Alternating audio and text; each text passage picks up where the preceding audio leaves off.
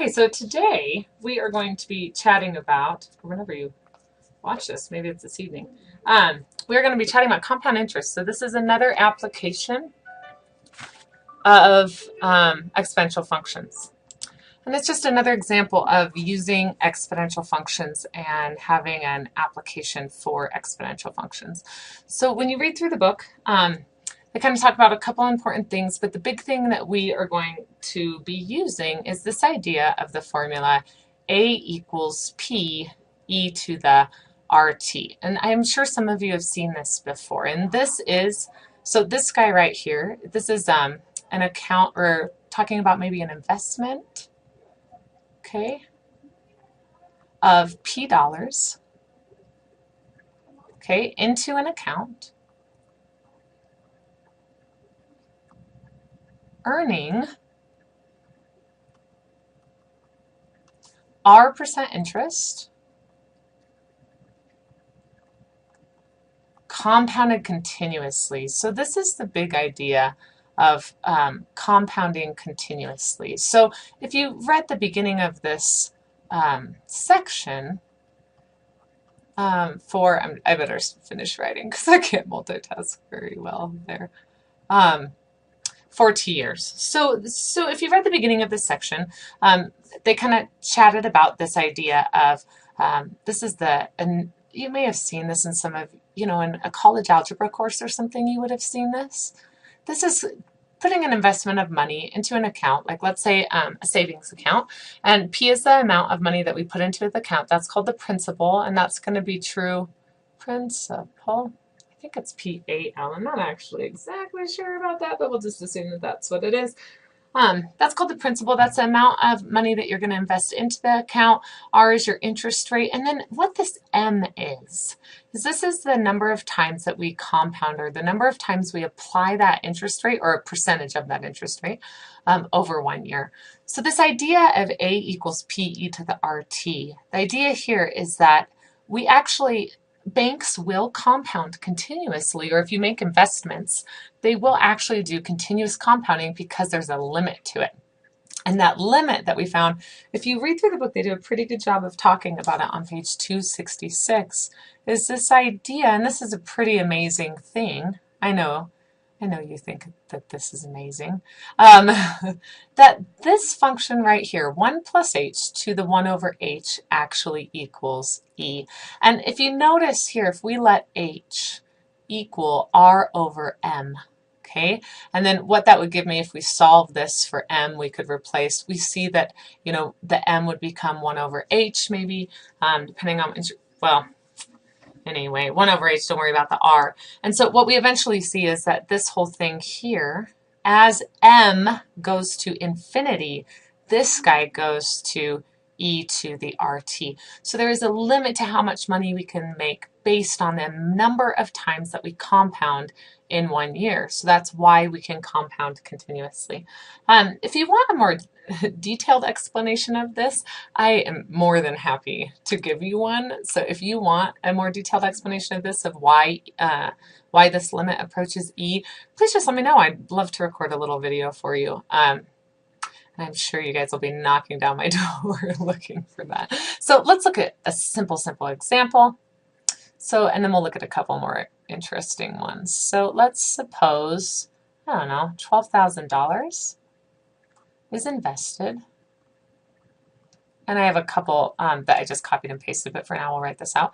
Into an account, earning. And a lot of accounts, well, you're going to be business people, so you'll understand this more than I do someday. But let's say earning 4.5% interest. That's a pretty high interest rate.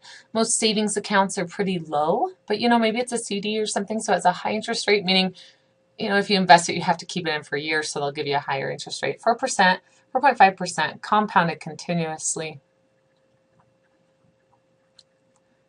Meaning, again, we are always applying the interest. Again, realizing we're not applying 4.5%, we're applying a fraction of 4.5%, okay, continuously. Find the account balance. That's what that A kind of stands for up here. It's like our accumulated amount. Find the account balance. It's going to be an easy one. after, let's say 5 years. Okay, so this should be pretty easy. So if we look at this here, my P, that's my principal, that's the amount invested. That's the $12,000. Okay, what is my R up here? That's the 4.5%, always written as a fraction. Always, always, always, always, always, always, always, always written as a fraction. And then what is my T? That's those are supposed to be different colors, if you can see that. That's the 5 years. So what's my account balance? This is pretty easy. A equals 12,000. E raised to the 0.045. Remember percentages, you move the decimal to the left 2 spots because it's a fraction of 100. And if we plug that into our calculator, oh man, I don't have my calculator right here. So make sure when you plug this into your calculator that when you multiply it by E, if your calculator doesn't automatically give you parentheses, which most do, that you put that 0.045 times 5 in parentheses, okay? You have to make sure order of operations goes on here. And it looks like, well, what I got was we will get $15,027, which makes a little, sense, kind of, 87 cents. If I'd gotten like 150,000, that doesn't really make sense. I'm probably not going to make that much money off of only a $12,000 investment on just 4.5% interest. So I hope that makes sense. What is the amount of money that we made? Well, we didn't actually make $15,000, right? We had to pony up the $12,000 initially. So if you take $12,000 from $15,000, it looks like we made about $3,027. Okay, so I want to look at one more example of something similar to this. And then I want to talk about present value, and then that's it. So I'm pretty amazed that it's going to be a short one, as I'm sure you are. And I don't know why this isn't letting me. Whoops. Oh, probably because I'm not actually on there. Whoops. Sorry, guys. There we go. I just got this from your book. I think this is like number 17, one of your suggested problems. All right, so we have a farm purchased in 2000 for $1 million was valued at $3 million in 2010. So the interesting thing here is this isn't actually investment of money, but it's another example of something that, sorry, my phone is going off. Jeez, how embarrassing. It's an example of something that grows continuously. So it says if the farm continues to appreciate at the same rate. So I guess we can think of it kind of like investing in an account. You're just investing it in a farm. With continuous compounding, when will it be worth $10 million? So notice on this guy right here, what we are not given is we are not given R, and we need to find that. So if we look at this, I'm going to let T equals 0, and we saw this in the last section kind of. I'm going to let that be the year 2000. Remember we saw this when we talked about exponential growth, so this shouldn't be anything super new. I'm going to let T equals 10 be the year 2010. So what do I know? I know that A equals, well, how much was this worth in 2000? It was worth $1 million. So I'm just going to use a 1. So I'm going to understand that when whatever numbers this function spits out are going to be in millions. And then I have e to the RT. And notice if I put in 0 for t, e to the 0 is 1. So that makes sense. The other thing that I need to figure out R. So I'm going to have A of what? 10. Right, equals 1, well I don't need to write the 1, equals e to the r times 10. After 10 years, this thing was worth 3 million. And again, just 3, I know my units are in millions. So to solve this, remember we take the natural log of both sides, r times t equals the natural log of 3. The whole reason we did that was so that the e and the natural log cancel out. And so what is my R? My R is natural log of 3 all over 10. So I'm going to go ahead and put that in my calculator. Or if you wanted to leave R as natural log of 3 divided by 10, you could. Make sure you close the parenthesis after the 3. And it looks like the rate at which, this farm is growing is at an interest rate. Well, I get I'm going to carry this out kind of far, 10986. So about almost 11%, right? 10.986. So I'm cooking with gas now, people. Here we go. Here's my function. So here's my function. Again, A is my accumulated amount, and there technically is a 1 here. That's what P is. It's just e to the 0.109. That's a pretty good interest rate. Man, I should invest in some farms, huh? In western Wyoming, because the desert is an excellent place for that. Again, think about what this does. You put in time. What it gives you is my account balance after that time. So when will it be worth $10 million? So that's not time, right? What that is giving me is money. So that means I want to know, when will my account balance equal 10 million? So I'm going to put in 10 for A, for A. I say for A. And I'm going to take the natural log of both sides, just like we did before. Cancels on the right-hand side. 986t. And then I'm just going, obviously, to divide by this guy. And make sure on these I'm being a little lax on not writing it in a sentence, because I'm a teacher and you do what I say, not what I do sometimes, right? It's not a fair standard. And what I get is I get 20.959. So I would probably round up, because it's asking, when will it be worth $10 million? So 20 is not my answer. Remember, what did I start with? I know t equals 0 is the year 2000.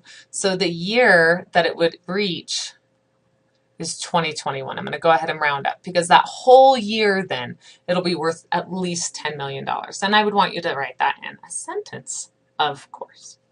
All right, the last thing we have to talk about, and then I promise, I'm going to stop talking because I have to go to a meeting, is this idea of present value. So if you look on page 268, so present value is a little weird.